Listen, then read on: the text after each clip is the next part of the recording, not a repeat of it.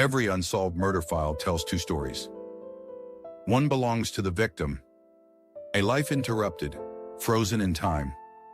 The other belongs to those left behind, the investigators, families, and strangers who refuse to forget. For decades, these 7 cases gathered dust in evidence rooms and local archives. But as science evolved, so did the possibility of truth. Through the emerging power of forensic genealogy, DNA once too degraded or partial to match suddenly found its voice. Tonight, we revisit 7 true cold cases, each solved within the past decade. Cases that baffled investigators for years, tore communities apart, and then, in a twist of modern science and human determination, were finally solved. These are not urban legends.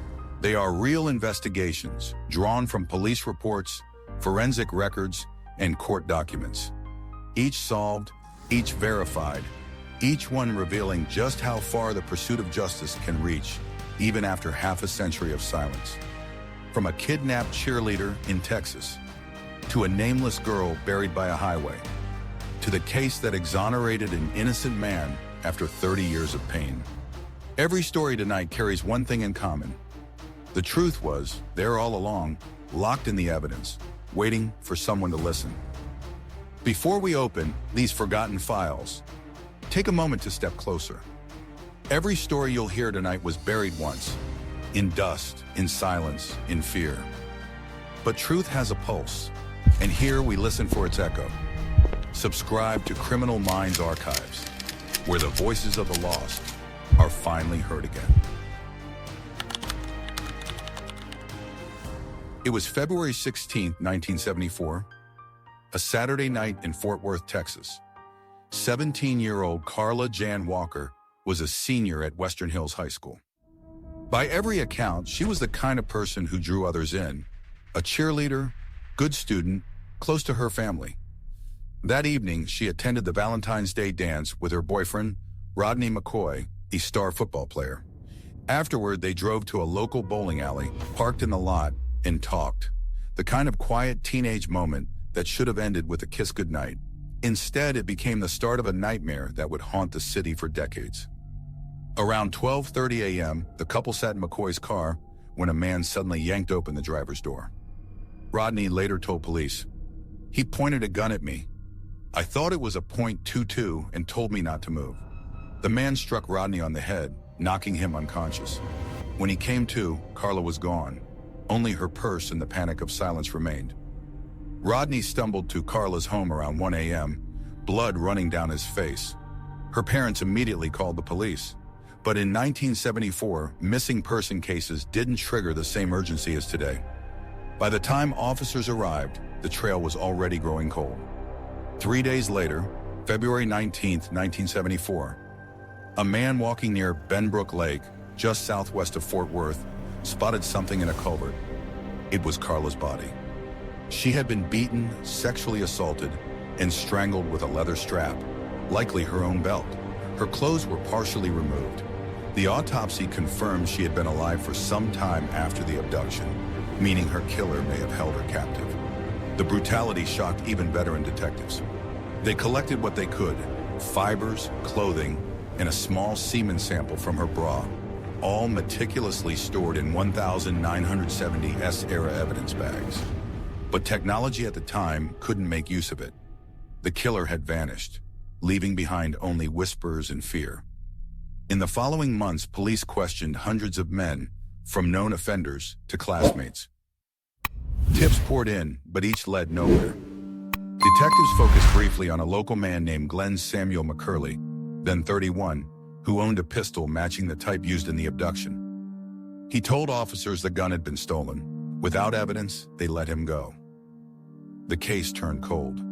For nearly 5 decades, Carla's family kept her memory alive, visiting her grave, keeping her cheerlead photo framed on the mantle, never letting her name fade from public memory. Her brother Jim Walker later said in interviews, "I was 12 when she died. For the rest of my life, I watched my parents die without answers." They never stopped waiting for that phone call. By the 2000s, Carla's murder had become a Fort Worth legend, retold in classrooms, true crime articles, and podcasts always ending with the same unanswered question: who killed her? In 2019, cold case detectives Leah Wagner and Jeff Bennett decided to reopen the file. Inside the evidence room, they found the preserved clothing from 1974. Against all odds, the fabric still held trace amounts of DNA. They sent it to Othram Inc., a private forensic lab in the Woodlands, Texas, specializing in degraded genetic material. Using advanced forensic-grade genome sequencing, analysts extracted a viable profile, the first breakthrough in 45 years.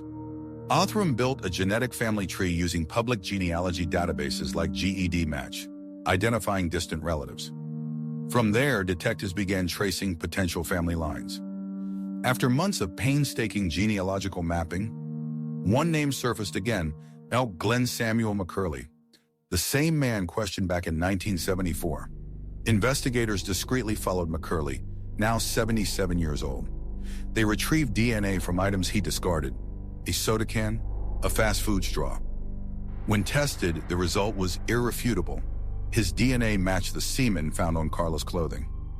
On September 21, 2020, after 46 years of speculation, police knocked on McCurley's door. The elderly man was living quietly in a modest Fort Worth neighborhood. When officers confronted him with the evidence, he reportedly looked down and said, "I'm finished." McCurley was arrested and charged with capital murder. During the trial, prosecutors played portions of his taped confession. Calm, emotionless, chilling. He admitted to abducting Carla, claiming he just lost control. She was, and I took advantage of her, I guess, later on. Now that makes sense. And that's what we're Now doing. you're getting us over the hump of the hard part here. I choked her to death, I guess, and then, but I didn't beat her up No. and all that kind of crap. How's that? Oh, I'm guilty. Guilty of what? I guess, well, that little girl. You guilty of raping her and killing her? I guess. To the Walker family, hearing those words after nearly half a century was devastating and relieving all at once. Jim Walker, Carla's brother, told reporters, "He's taken away everything from our family. But I thank God the truth finally came." In August 2021, McCurley pleaded guilty before sentencing, sparing the family from reliving the trauma through testimony. He was sentenced to life in prison without parole. The twist in Carla's case wasn't only the identity of her killer, it was the realization that he had been there all along. McCurley lived just minutes from Carla's house, raised a family, held steady jobs, and aged into an ordinary-looking grandfather. He attended church, blended into his neighborhood, and never appeared in trouble again. Detectives said he lived a full life while Carla never got the chance. He thought he'd beaten time itself, but DNA doesn't forget. Carla's parents never lived to see justice. Her mother, Doris, died in 2005, her father, Rodney Sr., in 2014. Both were buried beneath a headstone that reads simply, "Beloved daughter, our Carla." After McCurley's confession, police visited their gravesite and laid flowers, finally able to say, "We got him." Carla Walker's case reshaped how Texas handles cold case evidence. Her file became one of the earliest major demonstrations of forensic genealogy, solving a half-century-old homicide, inspiring similar reopenings across the state. As Detective Leah Wagner said, "If there's evidence, even the smallest trace, there's hope. It doesn't matter how many years have passed." For Carla Jan Walker, time stood still for 46 years. Now her name is no longer part of a mystery. It's part of a legacy. Carla Walker's murder proved that justice can survive time itself, if the evidence is preserved. But sometimes the challenge isn't finding the killer. It's finding out who the victim even was. In the spring of 1981, a small Ohio town woke to a story that would span nearly 4 decades. A case that began with a nameless girl in a leather jacket and ended with one of the most remarkable identifications in forensic history. April 24th, 1981. Just outside Troy, Ohio, along Greenlee Road, a quiet stretch of farmland where you can hear your own footsteps. It was just after sunrise when two men driving to work noticed something near a ditch, partially hidden in the grass. At first, they thought it was a mannequin, but when they stopped, they saw a young woman, dead, left face up in the open air. She wore a fringed buckskin leather jacket, a white turtleneck, jeans, and brown leather boots. Her clothes were clean, her hair washed and brushed. She looked like she'd been cared for, not abandoned. Police later said she could have been anyone's daughter, someone who had just stepped off a bus or out of a bar or into the wrong car. There was no purse, no wallet, no identification.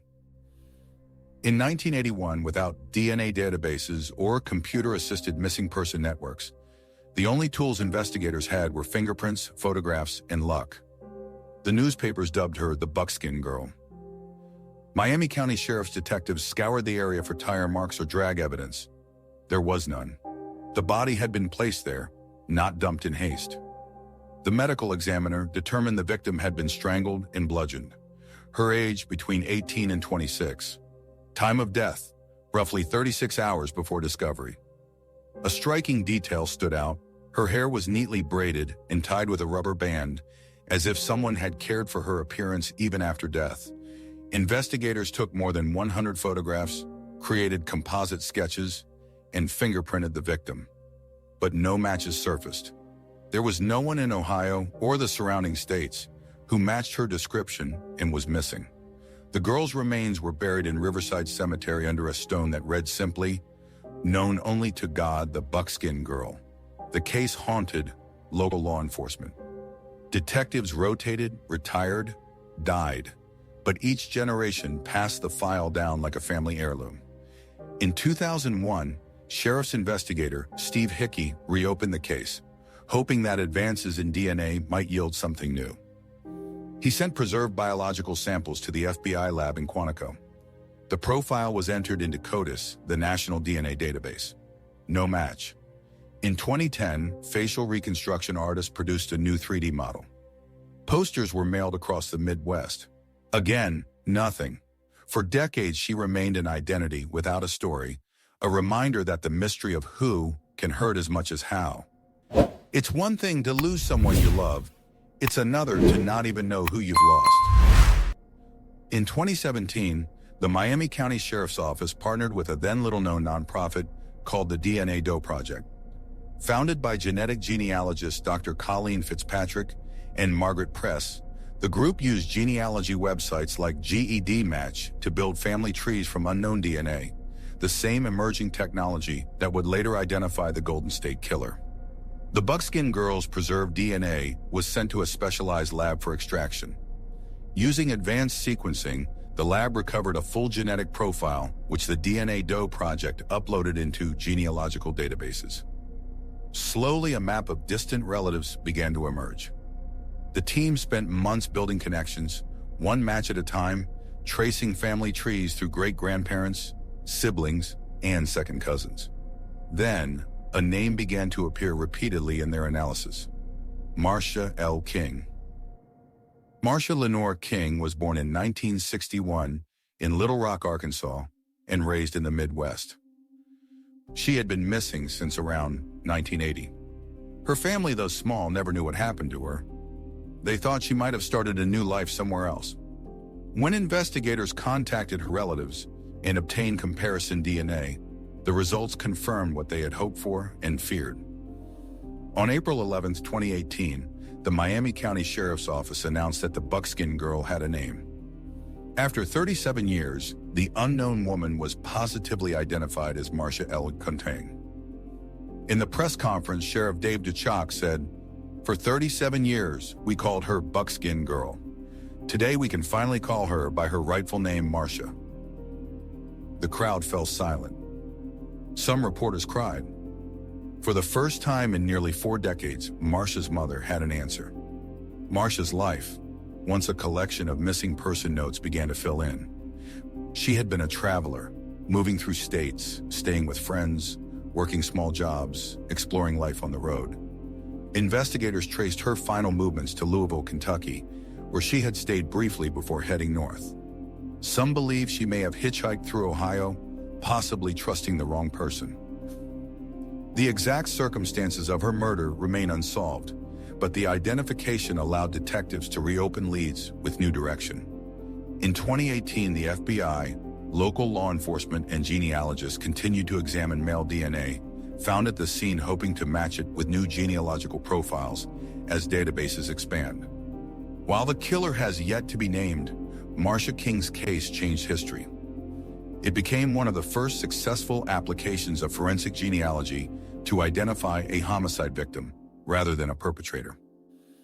This approach, blending genetic sequencing, genealogical mapping, and open-source family trees, set a precedent that would soon echo across hundreds of other cold cases nationwide. Colleen Fitzpatrick, the project's co-founder, said at the time, "We gave her back her name. Now her family can grieve her properly." That's the power of science combined with humanity. For the Miami County community, it wasn't just closure. It was redemption, proof that patience and innovation could rewrite even the oldest mysteries. In the end, the Buckskin girl wasn't just a case file. She was a person, someone's daughter, someone's friend, someone who vanished before her time. Her grave marker still bears the name known only to God, but beside it now rests a new stone, one engraved with her true name, Marcia L. King. She waited 37 years for someone to call her by name. Now she never has to wait again. When you give someone their name back, you don't just solve a mystery, you restore a life. By the late 1970s and early 80s, hitchhiking was more than a way to travel. It was a way of life for some, especially for young people chasing freedom. But that freedom could be fatal. In a lonely stretch of Texas road, a young girl vanished from the world without a name. For over 40 years, she was known only as the Walker County Jane Doe, a symbol of every missing child whose story was never told. It was just after dawn on November 1st, 1980, when a truck driver spotted what looked like a mannequin lying off Farm to Market Road, 2821, about 2 miles north of Huntsville, Texas. When he stopped, he realized it wasn't a mannequin, it was a teenage girl. She was found naked, her body bruised and battered, and strangled with what appeared to be a pair of pantyhose. Her hands were bound. Her eyes open, stared blankly toward the overcast sky. Nearby, police found only one item, a small necklace with a heart-shaped pendant. The autopsy revealed that she had been sexually assaulted and then strangled to death. Her estimated age between 14 and 18 years old. There were no clothes, no ID, no wallet, nothing to say who she was. In 1980, investigators only had fingerprints, dental records, and the will to keep trying. They fingerprinted the girl and compared her prints across local, state, and federal databases. No match. She was buried under a simple marker that read, "Unknown girl, Walker County Jane Doe, November 1980. Despite not knowing her name, police did know something about her final hours, thanks to the kindness of strangers. On the evening of October 31st at 1980 Halloween night, witnesses saw a young girl walking along Interstate 45, just outside Huntsville. She'd stopped at a nearby gas station and asked for directions to the Ellis Unit, one of Texas's maximum security prisons. She told the attendant she was trying to visit a friend and inmate, but she didn't know his name. When the clerk asked how old she was, she replied, 17. She said she was from the Aransas Pass area, several hours away on the Gulf Coast. That was the last confirmed sighting of her alive. Hours later, she was found dead. Detectives interviewed prison staff and local residents. No one recognized her. No inmates had visitors fitting her description that night. They compared her dental records with hundreds of missing person reports from across Texas and surrounding states. Again, no match. Photographs of her reconstructed face were circulated through newspapers, television, and even placed in truck stops along I-45, the same route that would later be nicknamed the Texas Killing Fields. Despite thousands of leads over the years, her name remained unknown. One detective said later, "We had everything except who she was, and without that, we had nothing." Through the 90s and early 2000s, several investigators revisited the case, each hoping modern technology could give the girl her name back.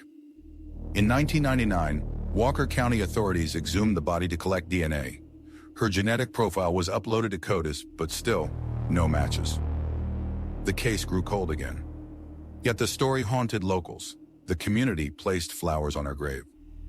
To many in Huntsville, she wasn't just a Jane Doe. She was their Jane Doe, a symbol of a life cut short. By 2015, forensic genealogy had begun to revolutionize cold cases. Just as with the buckskin girl, genealogists realized that identifying victims through family DNA could finally restore names lost to time. The Walker County Sheriff's Office partnered with Parabon Nanolabs, a Virginia-based genetic research firm known for its advanced snapshot DNA phenotyping, a process that could estimate facial features, ancestry, and even hair and eye color from a genetic sample. From her DNA, scientists produced a forensic composite, likely white female of Northern European descent, blue eyes, light brown hair, and fair skin. The rendering was released in 2019, bringing a surge of new attention and tips. But no confirmed identification followed, until 2021. In late 2020, Othram Inc., a cutting-edge forensic genealogy lab in the woodlands of Texas, offered to help. Using ultra-high-resolution sequencing technology, Othram scientists extracted a new DNA sample from her preserved remains. They built a detailed genetic profile, one that could map distant relatives across generations. Within months, genealogists began constructing family trees using data from GED match and family tree DNA. A pattern emerged: distant cousins from Minnesota and Arkansas connected through a common surname. Through weeks of manual genealogical research, the family tree narrowed down to a girl who had gone missing in the early 1980s from Stillwater, Minnesota. Her name was Sherri Jarvis. She had been 14 years old when she disappeared. Sherri Jarvis was born in 1966 in Minnesota. She was described by family as bright, funny, and strong-willed, but troubled by a rough home life. At age 13, she was placed in the Minnesota Youth Correctional Facility after running away repeatedly. In 1979, she escaped. Authorities believe she may have hitchhiked south, seeking freedom like so many young runaways of the era.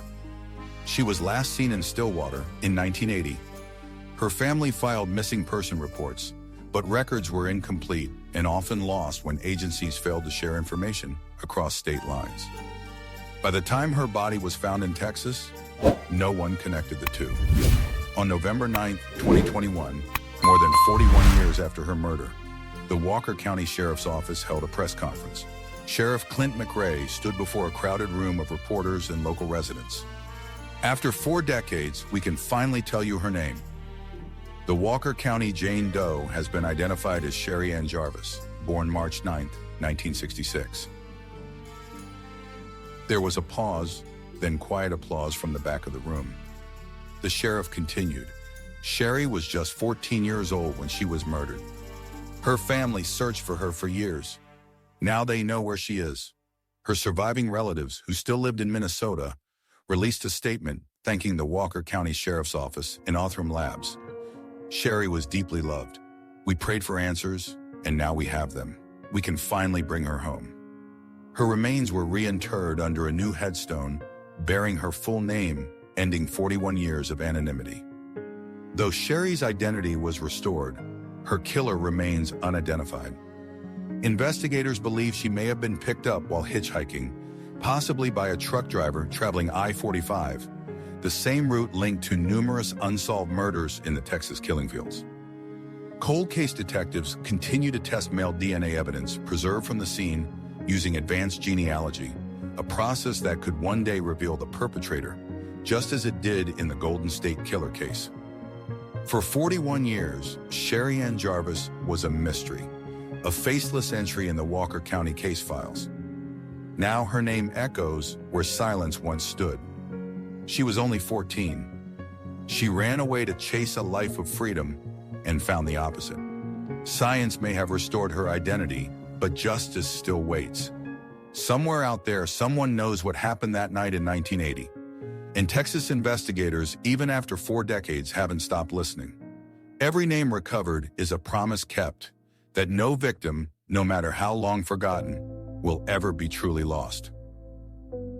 But sometimes the search for truth takes a devastating turn. Sometimes, in the rush to find justice, the wrong person pays the price. In 1984, a small Canadian town learned this lesson the hardest way possible when a little girl vanished after school, and the man who would be blamed for it spent a decade paying for someone else's crime. It was October 3rd, 1984, in Queensville, Ontario, a quiet rural community north of Toronto. 9-year-old Christine Jessop was a bright, cheerful girl who loved her bike, her dog, and bubblegum. That afternoon, she returned home from school.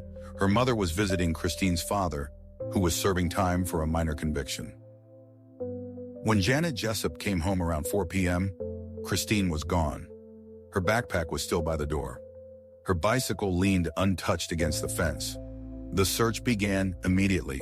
Neighbors combed fields, volunteers checked barns and woods.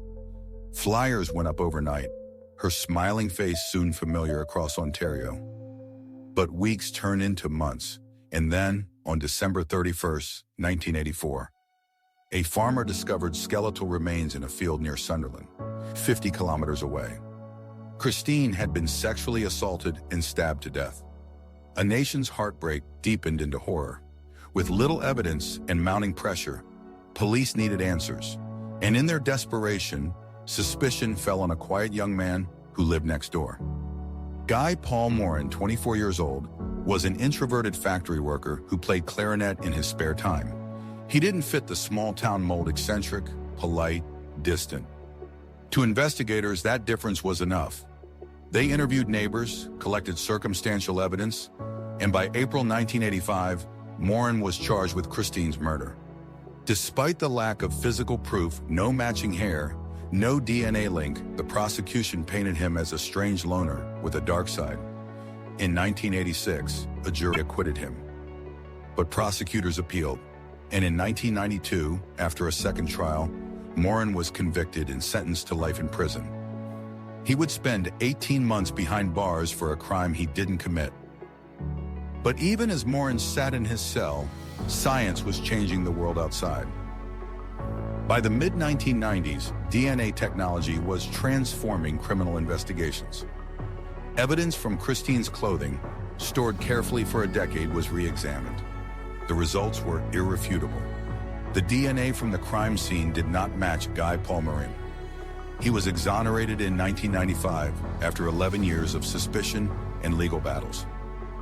The Ontario Court of Appeal officially apologized, and Morin received $1.25 million in compensation for the years he lost.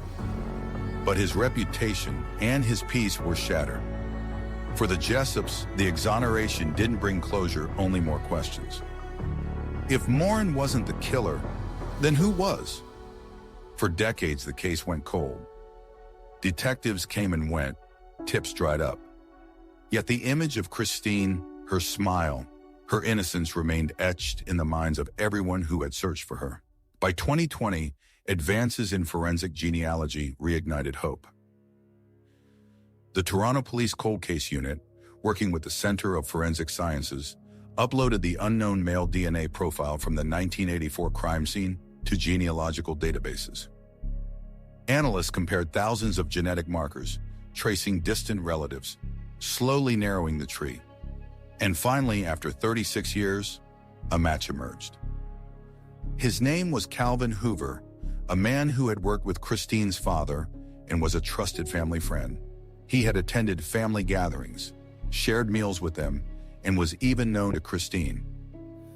When detectives cross-checked his DNA against the sample, it was a perfect match. Hoover had died by suicide in 2015. In October 2020, Toronto police made an announcement that rippled across the nation. Chief James Raymer spoke solemnly before cameras. Through the latest advancements in genetic genealogy, we have identified the man responsible for the abduction and murder of Christine Jessop. His name is Calvin Hoover. Raymer continued, his voice heavy with empathy. We hope this brings a measure of closure to Christine's family and to all those who have carried her memory. For Christine's brother, Ken Jessop, the news was both a relief and a reopening of wounds. He said quietly, "It's bittersweet. After all these years, we finally know. But the pain feels new again." Christine's case became a turning point in both Canadian criminal justice and forensic investigation. It revealed how tunnel vision can destroy lives and how patience and technology can finally correct those mistakes. The wrongful conviction of Guy Paul Morin reshaped Canadian law enforcement practices, prompting systemic reviews of evidence handling, interview techniques, and forensic oversight. And for Christine, the truth, though late, restored something precious. Her story finally told with accuracy and dignity. Christine Jessop's case reminds us that justice is not always swift, but it is relentless. A little girl lost her life. An innocent man lost his freedom, and a nation learned the price of rushing to judgment. In some stories, the truth hides in plain sight. In others, the truth is lost with the name. After decades of chasing ghosts and false confessions, investigators learned that the hardest cases to solve are the ones without a face, a name, or a past. This is the story of the girl who was known only as Caledonia Jane Doe until one cold November morning, 35 years later, when science finally brought her home. It was November 10th, 1979, in Caledonia, New York, a quiet farming community south of Rochester. Just after sunrise, two teenagers walking along a back road spotted something unusual in a drainage ditch beside State Route 20. At first, they thought it was a mannequin, but as they drew closer, they froze. It was the body of a young girl. She had been shot twice, once in the back of the head and once in the forehead. There was no purse, no ID, no documents. Nothing that could tell investigators who she was. The only clues were her clothing, a pair of Wrangler jeans, a red windbreaker, a floral blouse, and distinctive Western-style boots. Investigators estimated her age between 13 and 19. But without a name, they couldn't notify a family, and without a family, the search for justice was directionless. She became known only as Caledonia Jane Doe.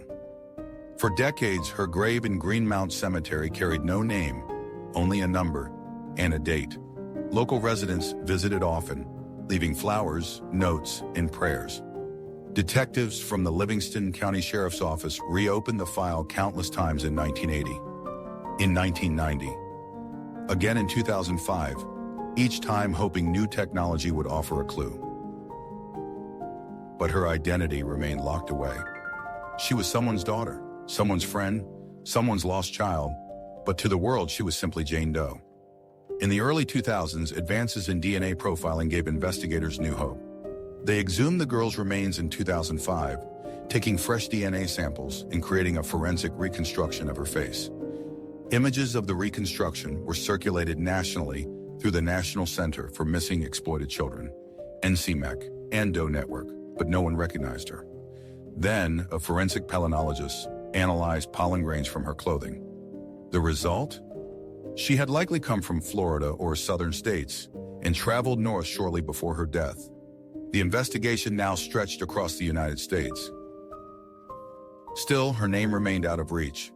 Everything changed when a retired police officer named Todd Matthews, known for helping identify long-term Jane and John Does, joined efforts with NCMEC's DNA Doe project. They uploaded the unknown girl's DNA profile to CODIS and GED Match, looking for familial connections. Around the same time, Pamela Dyson, a woman living in Florida, came across an online post about Caledonia Jane Doe. Something about the description, the red jacket, the age, the time frame struck her. Pamela remembered a classmate from Brooksville, Florida, who had gone missing in 1979. A girl named Tammy Jo Alexander. Tammy had been 16, a runaway with a kind heart, who loved animals and adventure. She had a difficult home life, often staying with friends, and had disappeared without a trace that fall. Pamela submitted Tammy's DNA through her half-sister, to neck, and the match was immediate. After 36 years, Caledonia Jane Doe finally had a name: Tammy Jo Alexander. Tammy was born in 1963 in Hernando County, Florida, a bright, spirited girl who never stopped asking questions. She grew up in a turbulent household and often ran away for short periods. In late 1979, she told friends she wanted to go north to see snow for the first time. That was the last anyone heard from her. Detectives now believed Tammy had hitchhiked from Florida to New York, where she crossed paths with her killer, possibly a long-haul truck driver or a transient laborer. Though her identity was restored, her killer has never been found. When news of Tammy's identification broke in 2015, a chilling detail resurfaced. Investigators discovered a photo taken at a rest stop in Brooksville, Florida, just weeks before she vanished, showing a man with a similar description to a composite sketch developed in 1979. But by then, the trail had gone cold. Many suspects had died, evidence was degraded, and no physical link could be proven. Even so, the renewed attention prompted new tips and potential witnesses, which detectives continue to review. At a 2015 press conference, Sheriff Thomas Doherty stood beside Tammy's newly engraved gravestone, his voice heavy. For years, she was known only as Caledonia Jane Doe. Today, we can finally call her by her name, Tammy Jo Alexander. He paused. We may never find her killer, but we found her story. We brought her home. Tammy's half-sister, Pamela Dyson, told reporters, I finally have a place to visit her. She's not missing anymore. Tammy Jo Alexander's story reminds us that names are powerful. They restore dignity to the lost and hope to those who never stop searching. Her case remains open, with detectives continuing to follow leads based on renewed DNA possibilities and forensic genealogy. But even without a conviction, Tammy's identification stands as one of the first major victories in America's genetic cold case era. For 36 years, she lay beneath an unmarked stone in Caledonia, New York, a stranger among strangers. Now her grave bears her name, her story, her truth. She was Tammy Jo Alexander, the girl who went to see the snow and never came home. In 1979, a nameless girl found her identity. 3 years later, in another quiet town, a girl with everything ahead of her vanished into the dark, and the man who took her life seemed to disappear into air. Sunnyvale, California, September 1982. A city bathed in neon and promise, where the tech boom had just begun, and where, one night, the future stopped for a 15-year-old girl named Karen Stitt. Karen Stitt was 15 years old, a bright, cheerful teenager from Palo Alto, California, with a wide smile and a new boyfriend named David Woods, age 17. On the night of September 3rd, 1982, the two had gone out for a date, a few games of pinball at Golfland, a popular local arcade in Sunnyvale, followed by sodas and laughter that carried into the early hours. Around midnight, David walked Karen toward the bus stop near El Camino Real and Wolf Road, where she planned to catch a late ride home. They kissed goodnight, and David watched her walk toward the bus shelter. That was the last time anyone saw her alive. The next morning, September 4th, a delivery driver spotted something unusual behind a block wall near the El Camino Real overpass, a naked young girl lying face down near a stand of bushes. She had been bound, sexually assaulted, and stabbed 59 times. Her clothing was found strewn nearby. Sunnyvale police launched an immediate homicide investigation. But despite the brutality of the crime, there were no witnesses, no weapon, and no clear suspect. The only clue, a few drops of blood left by the killer, preserved by accident in a small sample taken from the scene. In the 1980s, DNA wasn't yet the tool of justice we know today. It was just a whisper of possibility. For months, detectives interviewed friends, family, and known offenders. Her boyfriend, David, was cleared early. A composite sketch was made based on a possible witness, but nothing concrete emerged. The murder shocked the Bay Area, but as new crimes filled headlines, Karen's case slowly faded from public attention. Her father, Robert Stitt, never stopped calling the police. He once told Mercury News, "You wake up every day and think maybe today's the day, and for 40 years, it never was." By the early 2000s, Sunnyvale detectives preserved Karen's evidence carefully, a decision that would one day change everything. The blood sample from the crime scene was entered into CODIS, the FBI's combined DNA index system. But for decades, there was no match. Then in 2019, a breakthrough came through genetic genealogy, the same technique that had caught the Golden State Killer just a year earlier. Forensic analysts at the Santa Clara County Crime Lab, working with Parabon Nanolabs, built a partial DNA profile from the killer's blood and ran it through public genealogy databases like GED Match and Family Tree DNA. The analysis traced a family line to Fresno, California, and then narrowed to one man, Gary Ramirez, age 75, a retired Air Force serviceman living quietly in Maui, Hawaii. On August 2nd, 2022, 4 decades after the crime, police arrived at Ramirez's home in Makawai, Maui. He appeared shocked but calm. When asked if he knew a girl named Karen Stitt, he said nothing. Detectives collected DNA directly from Ramirez, and the results were irrefutable. The sample from 1982 matched perfectly. After 40 years, the Sunnyvale Police Department announced the arrest publicly. Ramirez was extradited to California and charged with murder, kidnapping, and rape. As Gary Ramirez had served in the U.S. Air Force in the early 1980s and later worked as a respiratory therapist. He had no prior criminal record, no history of violence, and no connection to Karen. His quiet suburban life concealed a dark secret, one that DNA finally exposed. Investigators later found that Ramirez had been living only 7 miles from where Karen's body was found in 1982. Detective Matt Hutchison, who spent years reopening old files, told NBC Bay Area, "He went about his life as if nothing happened while Karen's family waited for an answer that never came." Karen's younger sister, Lynn Stitt, described the moment she got the call in 2022. "It felt like my breath left my body. After 40 years, I could finally say her name without feeling lost." Her father, who had written hundreds of letters to police over the years, passed away before seeing justice served. But Lynn believes he finally has peace. The most astonishing part of this case isn't how it was solved, but how close it came to being lost forever.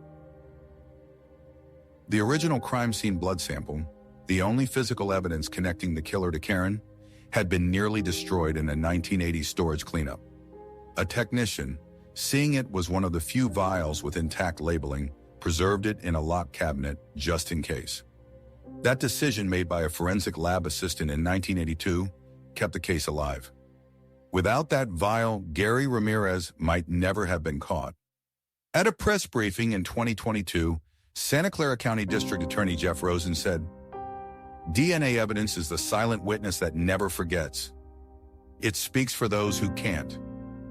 He continued, "This case proves that even when decades pass, we can still find the truth if we refuse to stop listening." In 1982, Karen Stitt was left in the dark beside a wall. 40 years later, her name stood in the light of justice. Karen's story has since become a cornerstone example in forensic seminars nationwide, showing how familial DNA genealogy can resurrect long-dead cases and give voice to the silenced. For decades, the city of Sunnyvale moved forward, building tech campuses, highways, lives, while one family's world remained frozen in 1982. Justice may move slowly, but it never forgets. And for Karen Stitt, it finally came home.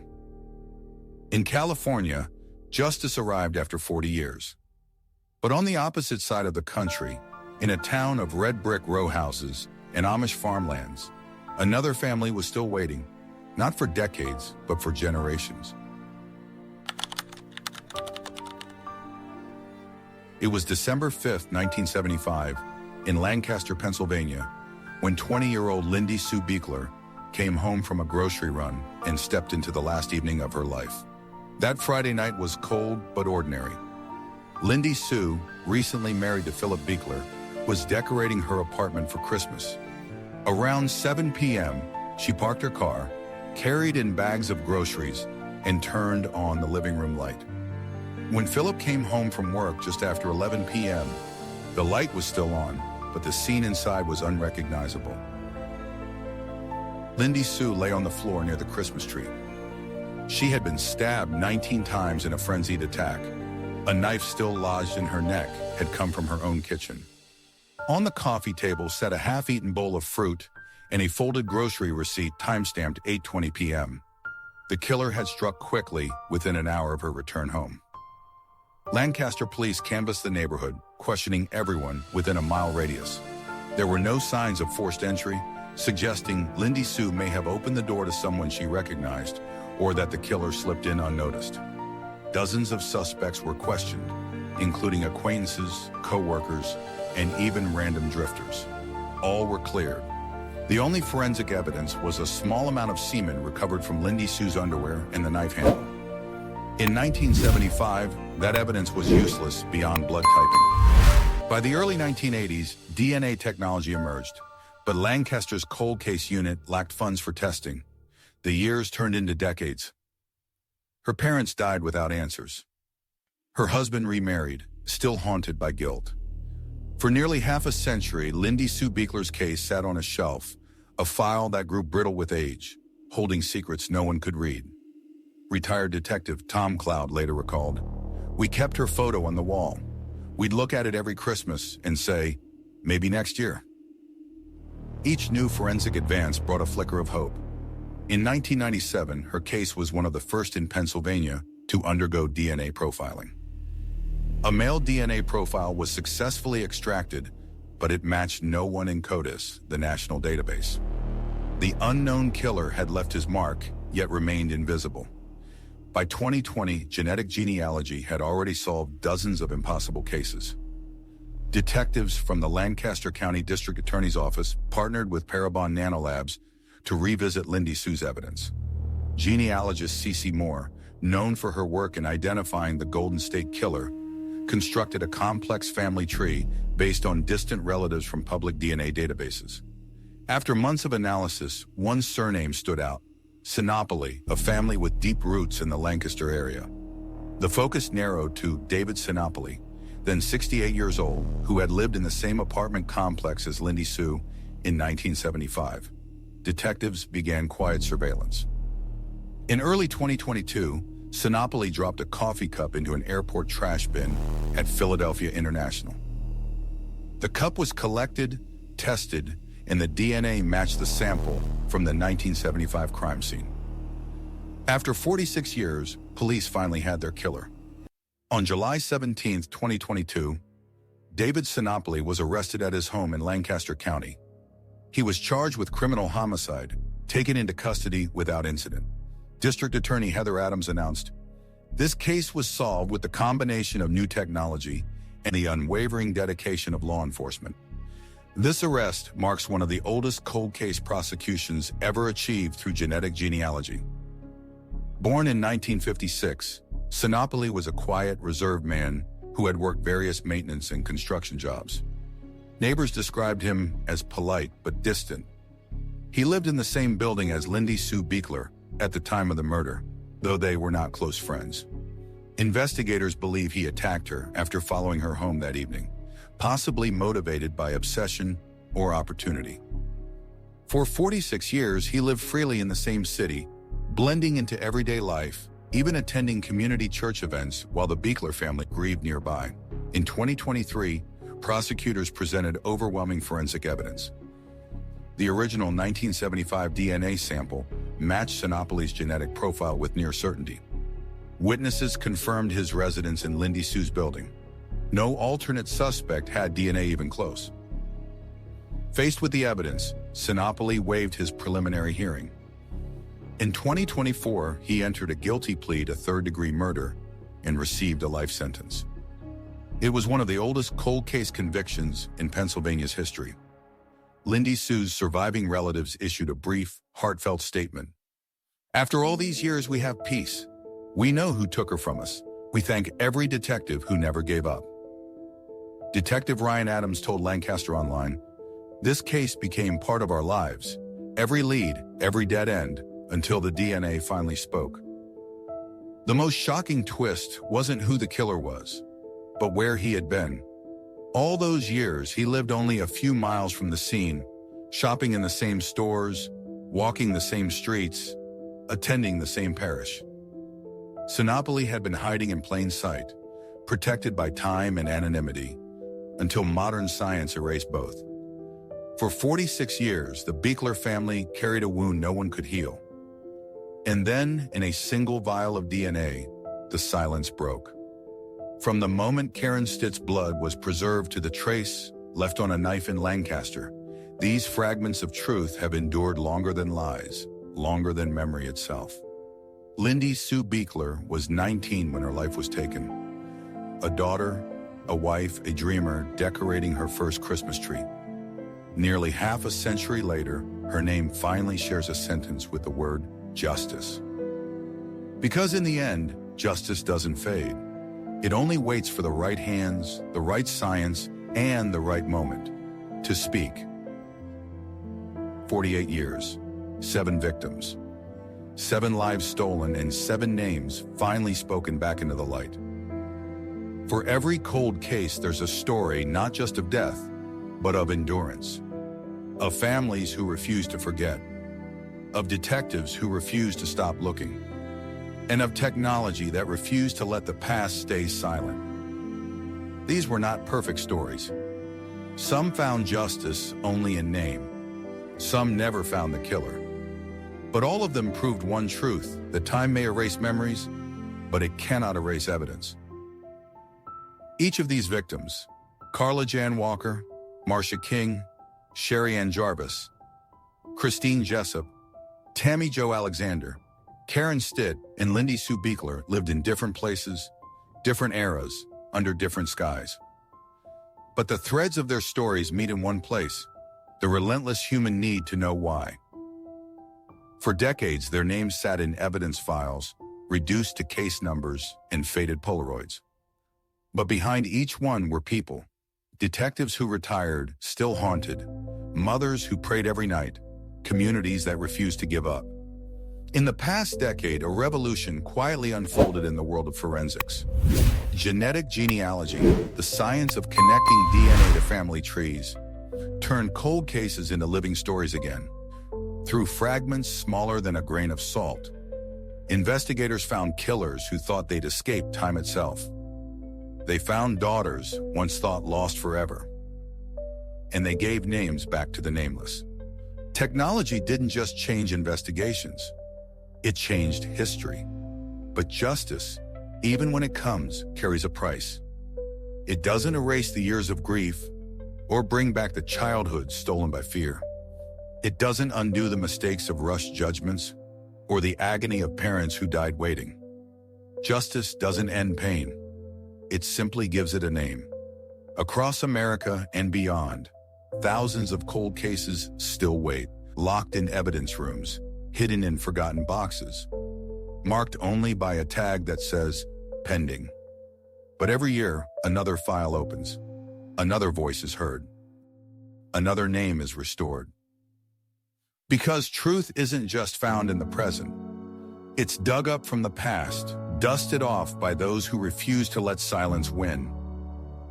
In 1974, Carla Walker's boyfriend never stopped fighting to clear his name, and DNA finally did. In 1981, a young woman known only as Buckskin Girl was finally given her real one, Marcia King. In 1980, a Jane Doe from Texas became Sherri Jarvis again. In Canada, Christine Jessop's truth exonerated an innocent man. In New York, Tammy Jo Alexander's identity brought peace to a sister who never forgot. In California, Karen Stitt's killer was found across the ocean. And in Pennsylvania, Lindy Sue Biechler's murderer lived next door for 46 years before justice finally knocked. These were the voices of the forgotten, the proof that time is not the enemy of truth. Silence is. Somewhere, right now, another detective is reopening an old box. Another lab technician is swabbing a decades-old envelope. Another family is whispering a name into the dark, hoping the world will whisper it back. And one day, maybe they'll hear it. If you've watched this far, you believe what we believe, that every name matters, that every victim deserves to be found, and that justice, no matter how late, still matters. Share these stories. Like to keep their names alive, subscribe and turn on notifications for more stories. And if you have information about a cold case in your area, contact your local authorities or submit a tip through the FBI's VICAP database or namus.gov. Because truth only stays buried when we let it. This is Criminal Minds Archives, where every case has a voice, and every voice deserves to be heard.